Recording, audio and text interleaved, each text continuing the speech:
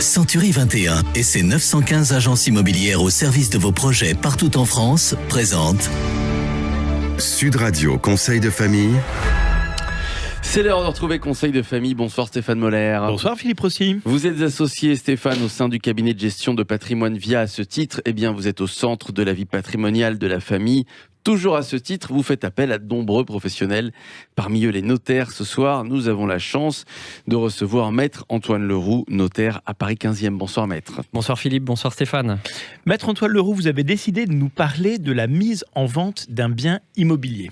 Effectivement, il me paraît important d'aborder ce thème car nous assistons, nous notaires, régulièrement dans nos dossiers à des tensions entre vendeurs et acquéreurs ou à des renégociations après la découverte d'un vice ou d'un élément de nature à déprécier la valeur du bien. Alors, comment mettre correctement en vente un bien immobilier ?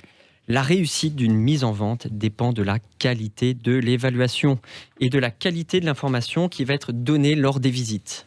L'évaluation d'un bien immobilier ne résulte pas de sa seule situation, de sa superficie et de son état matériel. Il faut également prendre en compte la qualité juridique et technique du bien. Alors, qu'entendez-vous par qualité juridique ou technique du bien ?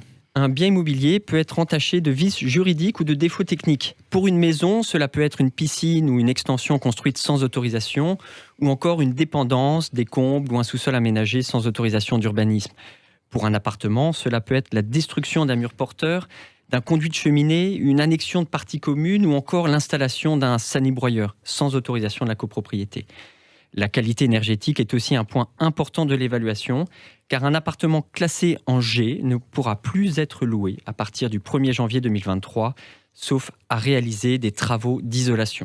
Quel conseil maître donneriez-vous à ceux qui souhaitent mettre en vente leur bien immobilier ? Je leur donne un conseil très simple. Contactez votre notaire dès que vous avez le projet de mettre en vente. Il vous aidera dans la constitution du dossier et la réunion des pièces nécessaires à l'évaluation, pourra anticiper le calcul d'une éventuelle plus-value et amorcer une réflexion sur le sort du prix de vente.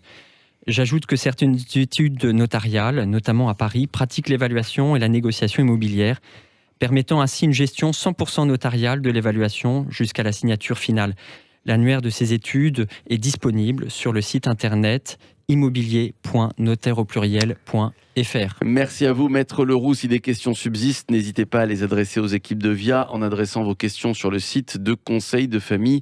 Conseil avec un s-de-famille.com. Conseil de famille à retrouver en podcast sur notre site sudradio.fr et toujours vos questions sur ce site, le site de Conseil de famille. C'était Sud Radio Conseil de famille. avec Century 21 et ses 915 agences immobilières au service de vos projets partout en France.